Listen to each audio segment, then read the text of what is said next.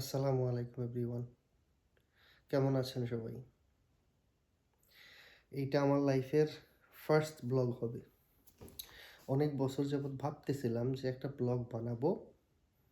তবে কখনো সাহস হয়ে ওঠে নাই। কখনো সেই ধৈর্য কিংবা কি বলে যেটারই প্রয়োজন হয় সেটা কখনোই হয়ে ওঠে নাই।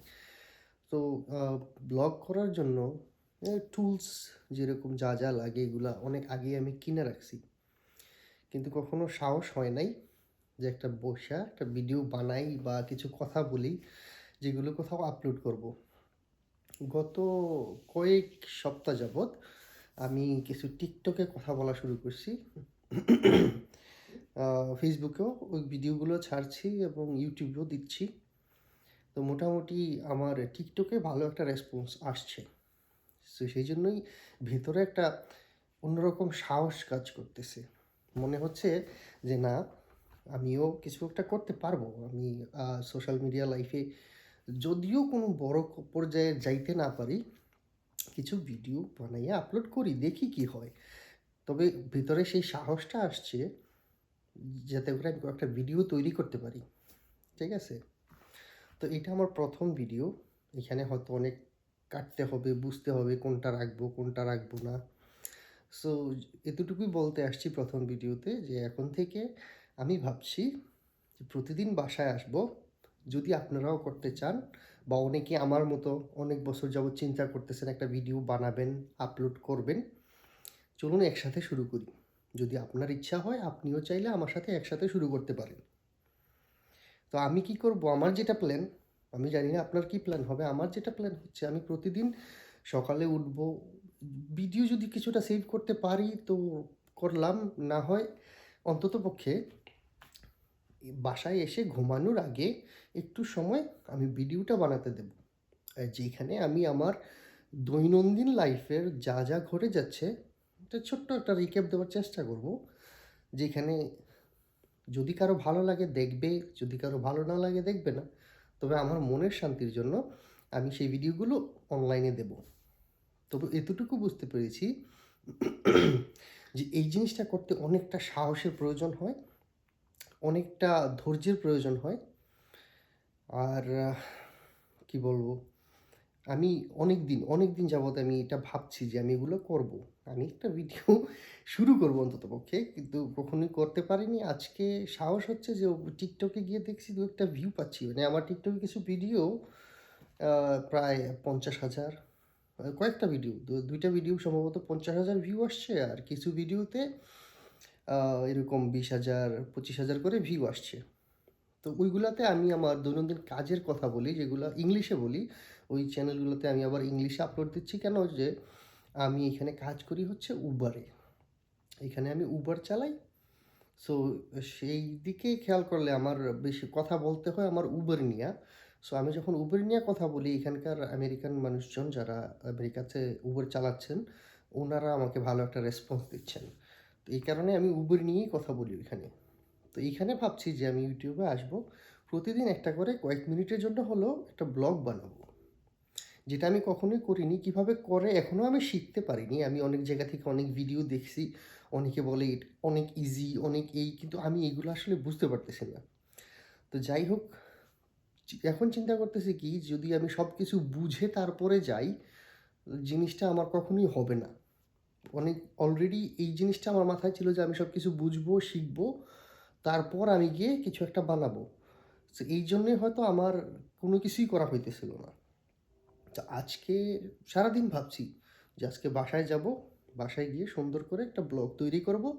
ব্লগ তৈরি করার পর মানুষ যদি রেসপন্স করে তো করলো, না করলে তা আমি আমার মতো করে প্রতিদিন একটা করে ব্লগ দিয়ে যাব। আর যদি আমার মতো এমন কেউ থেকে থাকো যে অনেক দিন যাবৎ ভাবছো যে কিছু একটা তৈরি করবে, চলো একসাথে শুরু করি। তুমি আমাকে ফলো দিও, আমি তোমাকে ফলো দেবো। জিনিসটা বুঝি আমরা একসাথে মিলে, যারা ভয় পাচ্ছি ভয়টা একটু কাটায় উঠি। দেখি কিছু একটা হয় কিনা ভবিষ্যতে। তো যাই হোক, মূল কথায় আসি। যেটা আমার ব্লগের মেইন টার্গেট সেটা হচ্ছে, যেমন ধরেন আমি এক্সপ্লেন করার চেষ্টা করব যে আজকে কী হলো, কী ঘটলো, কী করলাম। তো এই জিনিসটা নিয়ে যদি কথা বলতে যাই তাহলে সবার আগে কথা উঠতে যায় আমি গতকালকে রাত্রে অনেক লেট করে ঘুমাইছি। ঠিক আছে? আমি আবার ঘুমানোর কথা, কারণ আমি রাত্রেবেলা গাড়ি চালাই। বাসায় আসতে প্রায় ৩টা-৪টা বেজে যায়। ঠিক আছে? তো ৪টার সময় বাসায় আসছি, আইসা খাওয়া-দাওয়া করলাম। খাওয়া-দাওয়া কইরা বিছানায় গেলাম। ঘুমাইতে প্রায় ৬টা বেজে গেল। কারণ ফোনে তো একটু ঘাটাঘাটি করতেই হয়, অভ্যাস হয়ে গেছে। তো ঘাটাঘাটি কইরা ঘুমাইলাম। আ ঘুমানোর পর তো আমার ঘুম ভেঙে গেল প্রায় ১০টার দিকে। ১০টার দিকে ঘুম ভেঙে গেছে। এখন আমার আবার কাজে যেতে হবে ২টার সময়। ঠিক আছে?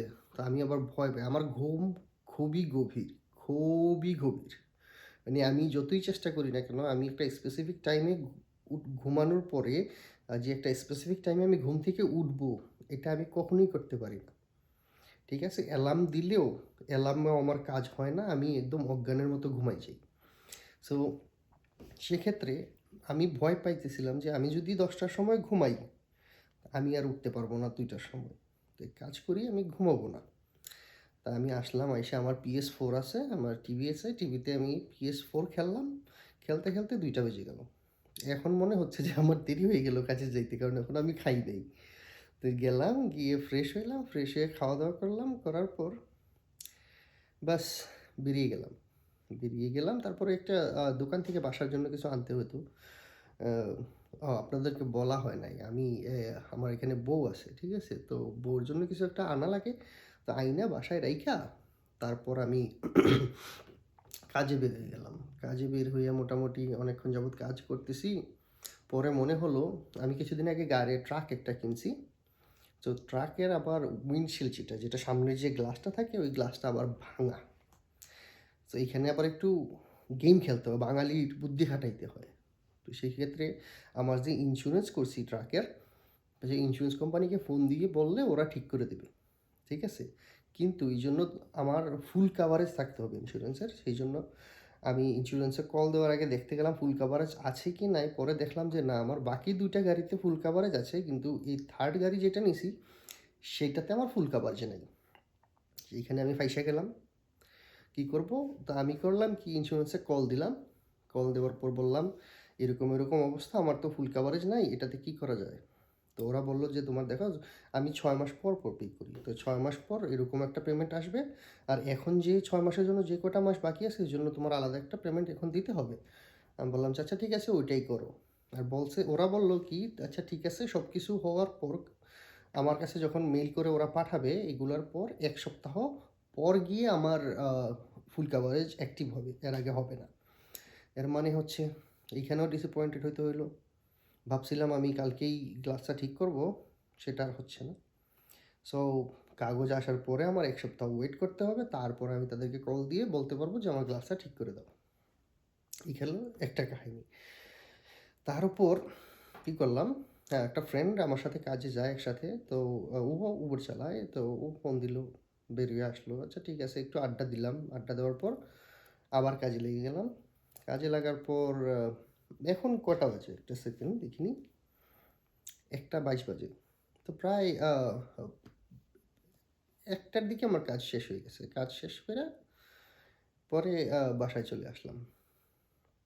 তার উপর আজ থেকে আবার আরেকটা জিনিস করতেছি কি, আজ থেকে আমি প্ল্যান করতেছি যে কারণ আমার স্বাস্থ্য অনেক বেড়ে গেছে। আমেরিকা যখন ১ম আসছিলাম, তখন আমি ড্রেস পরতাম, মানে আমার ক্লথস পরতাম আমি মিডিয়াম সাইজ। ঠিক আছে? তো কয়েক বছর গেল, মিডিয়াম সাইজ থেকে আর গায়ে লাগছে না। তখন সব কাপড় ফেলে দিয়ে আবার কিনতে হলো লার্জ। ঠিক আছে? এখন যে অবস্থা, এখন লার্জগুলোও আর লাগছে না। তখন আমি সব ফেলে দিয়ে আবার কিনলাম এক্সেল। এখন দেখতেছি এক্সেল কিনার পরেও আমি আমার যে পেট বাড়ছে, আমি এটা হাইড করতে পারতেছি না। কিছুদিন আগে ডাক্তারের কাছে এমনি রেগুলার চেকআপের জন্য গেছিলাম। তো ডক্টরও বলল যে তোমার ওয়েট কমানো উচিত। তোমার বয়সের অনুযায়ী তোমার ওজন অনেক বেড়ে গেছে। সো সেই জন্যে ভাবছি একটা কোর্স নিছি। কোর্স বলতে অনলাইনে একটা কোর্স আছে। সেটা হচ্ছে আমি ২১ দিন যাবৎ আমার শুধু আ সবজি আর খেতে হবে। কিছু মাছ খাওয়া যাবে। সবজি, মাছ, ডিম আর ফ্রুট। ফ্রুটস খাবো। এই হচ্ছে আমার ২১ দিনের ফুড। বলছে যে ২১ দিন দিয়ে এইটা আমার ফার্স্ট স্টেপ। কি বলে?